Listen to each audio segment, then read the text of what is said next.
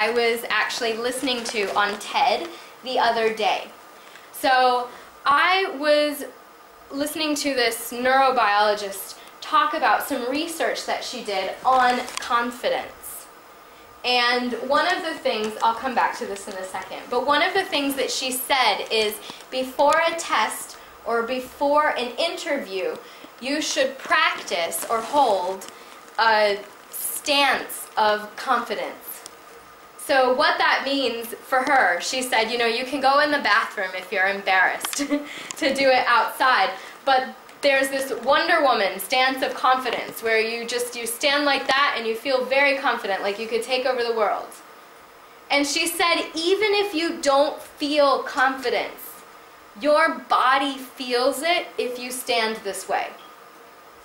And it actually, she has shown in research that you can rewire your thinking to do better if you practice standing. It takes 2 minutes, standing with confidence. And if you wanted to do worse, you could go like this for 2 minutes. And it would decrease your confidence. And she actually shows that our testosterone changes according to the way we present ourselves. Isn't that fascinating? So I thought it would be great to train students in that, because maybe they don't feel completely happy with taking a test or prepared for a test, but pretending, psyching themselves out, you know, pretending that yes, I'm confident I will do well on this test. Maybe they will. Why not give it a try? Right? Why not? So I thought I would share that with you really quickly. You may not believe, but you should watch the TED Talk. She was very convincing. Okay, so for students, outside, remember this is outside, before test time, make a semester study plan. So with my students, I always give them a syllabus at the beginning, right? So day whatever, day 3, this is what we're covering in class, these are the pages in the book it correlates with, and this is your homework. Day 4, same information, 5, blah, blah, blah, blah, until the end. So they know exactly what they're responsible for. So they can look at that and make their own study plan based on that information. The tests are obviously written in as well. And they would know that, and I would tell them as well, that everything from the first day to the day before the test, well, maybe not the day before the test because that would be a test review day, but everything before the test will be covered in the first test. Everything for the entire semester would be covered in the last test. So they know how to make their study plan based on that information. And it may sound really a little overexciting to say everything from the entire course will be on the final, but the point is that you're recycling all the old information again and again and again because it's language. So you don't just go, yes, I learned the past tense, I don't need to use it anymore, right? Everything builds on it, so you're not going to have a problem with that. Come to class regularly. Surprise, surprise. For some students it is. I should have also stay awake. Use good review techniques. So sometimes students don't know what good review techniques are. So the next couple of slides, what I'm going to talk about is specific learning styles. So, you know, we have our multiple intelligences, right? Some of us are visual learners, some of us are audio learners, some of us are kinesthetic learners. And I used Carolyn Lintz's, one of her books to break down the types of activities that students who have a specific learning intelligence or multiple intelligence should use to have good review techniques. An example of this would be, I'm a kinesthetic learner.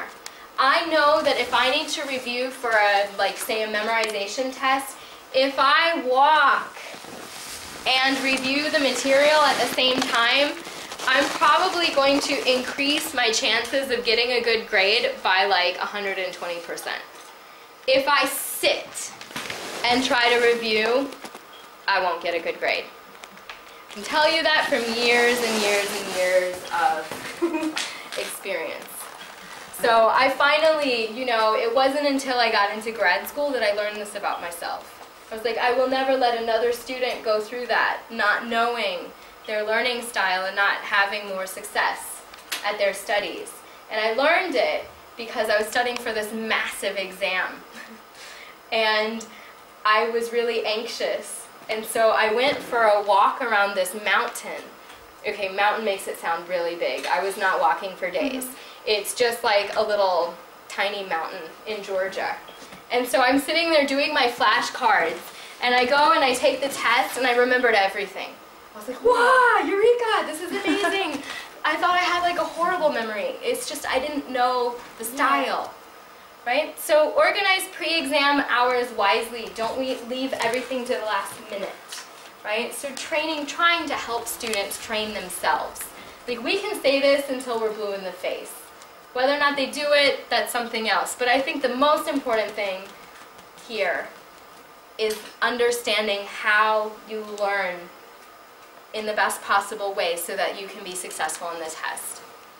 So a semester study plan. These might be some things that I would tell the students. So basically, on the first day of class, make sure that you're taking notes. Make sure that you're engaging yourself in the material so you're more likely to remember it. When you go home, review the material that you learned that day while it's still fresh. Because even though you go, yeah, I'll remember it, it's gone. 1 week later, that stuff is gone. So the more we review, the better off we are. Completing homework assignments and just reviewing things on a regular basis. Map out what to study. So some of you have been to some of my previous workshops, and we do talk about mapping out what to study in autonomous learning. And what I did with students is I had them choose a skill that they wanted to improve. And then they had to create a learning profile for themselves. It's a learning schedule for themselves in order to improve the skill by the end of the semester. This is the same thing.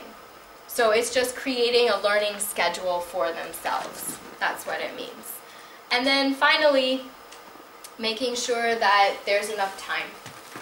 This is hard with students, right? Because students oftentimes they would rather go and spend time with their friends or go shopping or something like this. Part of that is being afraid, right? Part of that is actually anxiety about the test, and it's how they deal with the anxiety. So one of the things that we can help them to do is learn how to deal with the anxiety in a more productive way. Because the anxiety will never go away, right? You know this. We all have deadlines. We all have to get things done, even now that we're older. We may not have tests per se, but for example, I had to give this, I had to write this, and I certainly wasn't up all night last night writing it. I had to choose, like, okay, I could get this done now and feel better about it because I know that I spent a lot of time on it. I know that all the stuff I needed to get in there was in there. And then if I've done it ahead of time, that means the night before I can get a good night's sleep and actually present it without looking like I'm a zombie, right? And later tonight, I could go out to dinner with my friends without being like, I'm so sorry, I'm just really tired, right? So those are choices that I made. So kind of talking to students about these sorts of choices, because sometimes they don't know that this is the way that they're acting about the test is actually acting out their anxiety. Some of that is what procrastination is. You know, the test will happen either way. Okay, so review techniques. This is what I was talking about, learning styles, multiple intelligences. So we have these types of intelligences, which I'm sure you all know. So we've got linguistic, logical, mathematical, spatial, body kinesthetic, that's the one that I mentioned I was, musical, interpersonal, and intrapersonal. So what I like to do with students is I do like to have them take a test to try to figure out what their intelligence is. And the reason for this is it will only help them in the future to know their style of learning. Because once they know their style of learning, for example, if they're linguistic intelligence, these are the things that they're strong in. So if they know that they're strong in this, they sure enough had better pay attention in class. Because they know that they will be able to understand it more if there's someone to explain it to them. Or they need to know where to find this information outside of class. For example, if it's a grammar point, they can go to Grammar Girl. Grammar Girl is a free online, she has podcasts that you can download about grammar points where she explains them. It's really fantastic. If you haven't used her yet, I would encourage you to look her up. Just Google Grammar Girl. Girl? Girl. Yeah, like Grammar Girl. Or you could go to Owl Purdue's website because they have a lot of information about grammar as well. Right? So if you didn't get the teacher's explanations and you know you needed to recycle the information because you didn't get it the first time, you can also, the more information you have, the more other opportunities you have for exposure to the information, you might be able to learn it in a more solidified way. Okay? So reading English, writing English. If I knew that writing English helped me to learn, I would be taking notes all the time. I would be like looking at what I need to learn and then writing it out using my own words. So these are all different ways, for example, if you're linguistically intelligent. Logical, mathematical, understanding grammar rules, using grammar rules. This is great, explaining grammar rules to others. So if you know that this is something that you're good at and you need to practice, why not help out another student in the class? You know, explain it, re-explain it to them. Or do it to your parents, if they listen or not, you know, just try. Like, find an audience. Share with the man in the subway, the woman in the subway, whatever. Let me tell you about past tense. Information gap exercise is another form of self-practice that they could use for that type of learning.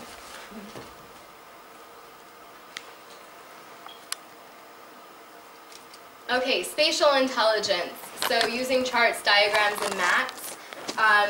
I should maybe draw this on the board for you. So spatial intelligence, especially like when I present my stuff for young learners, is really fairly easy because this is when you do like Venn diagrams and stuff like that. So you could have the verb here, or you could have a word.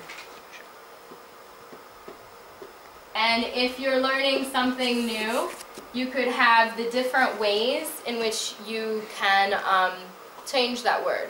So you could have present tense, past tense, in another form, whatever. So that you're having a visual, a sort of chart, in order to help you solidify the information in your mind, to help you to study. Yeah, or links between different words, stuff like that.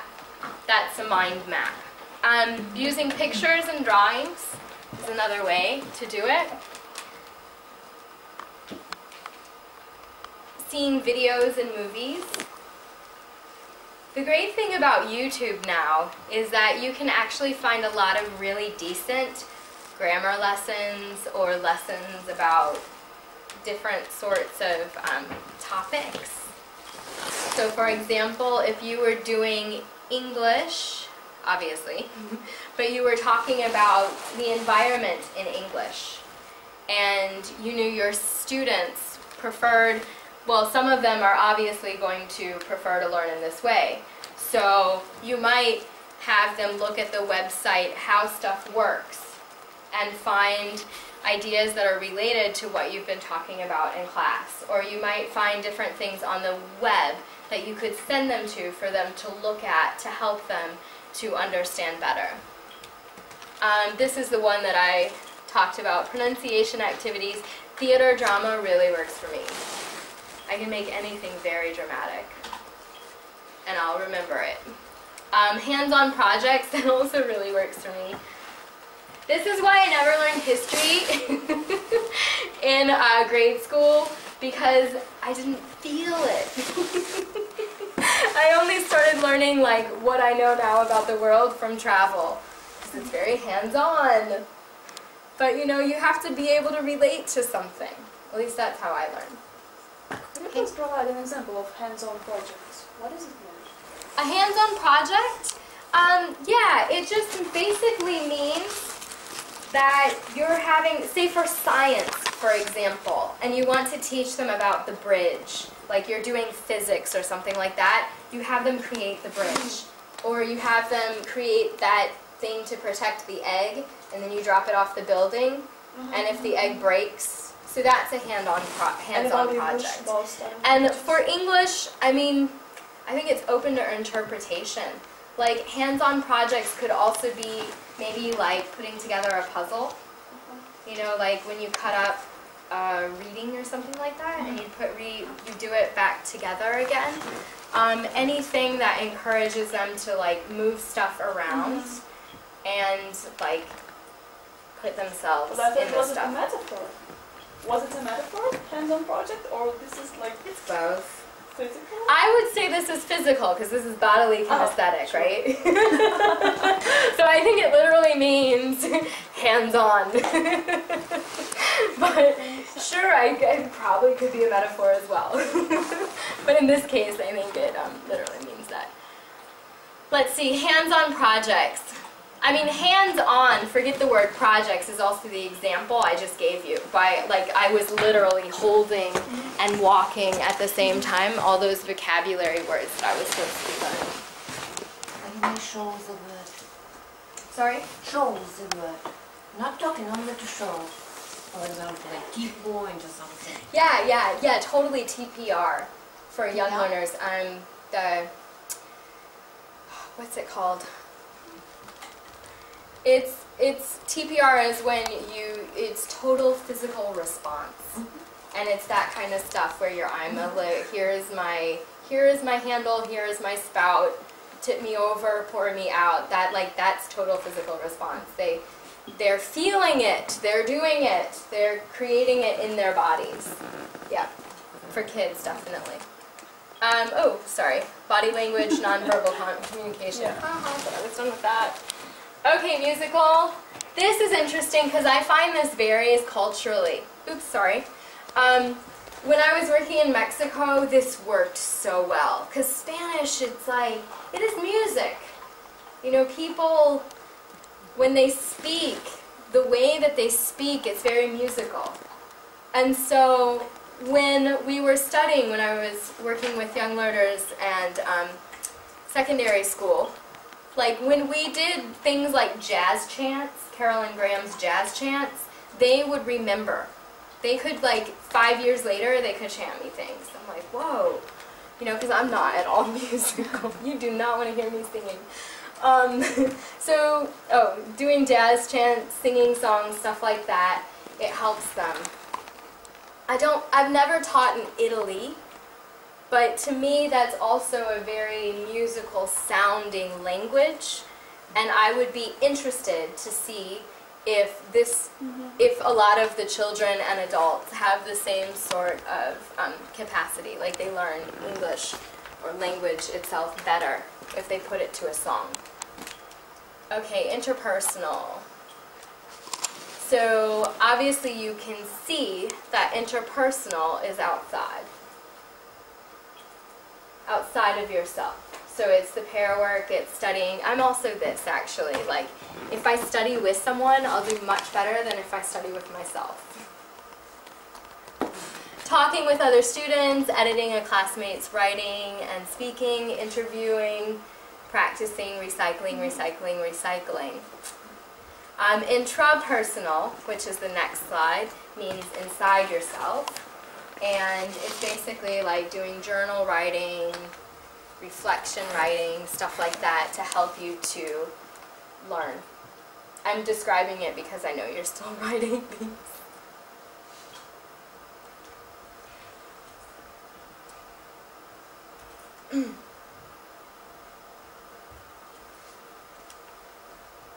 Fluency activities, haha, surprise.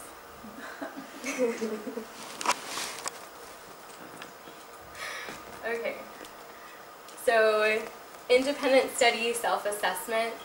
You may create a test for yourself and take the test for yourself based on what you think the teacher will be testing you on. What I used to do in college with some of our, I was minoring in dance, and we had this massive test on the history of dance. And we each created a section of what we thought would be on the test, and then we compiled it, and then we tested each other. So it's like a combination of intra and interpersonal. And that was really helpful. So the self-assessment part could be something like that, where you create your own test, what you think the teacher's going to ask you. There's also journal writing, working on a computer. I think this might change now. This research was in, gosh, what was it, 2005. Now, working on a computer doesn't necessarily mean that it's by yourself, right? You could be Skyping, you could be chatting. And while you're like by yourself, you're not necessarily by yourself, right? Because you're communicating with someone else. But, you know, maybe taking notes on a computer or something like that would help. Review techniques. So basically encouraging students to go to different review sessions. I don't know if you've seen the movie Legally Blonde. Has anybody seen that movie? Reese Witherspoon? Yes. Yep. Okay, so she plays this woman who is very beautiful. And she has never been encouraged to be smart. And her boyfriend gets into Harvard Law School.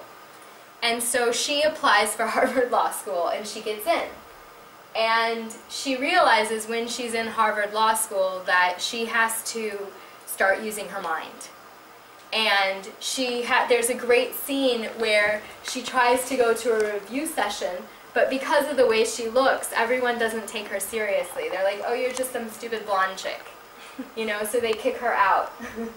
But I think it's interesting, the idea of having a review session like every week or every couple weeks as one way to kind of remember, review all of the information, and especially before tests.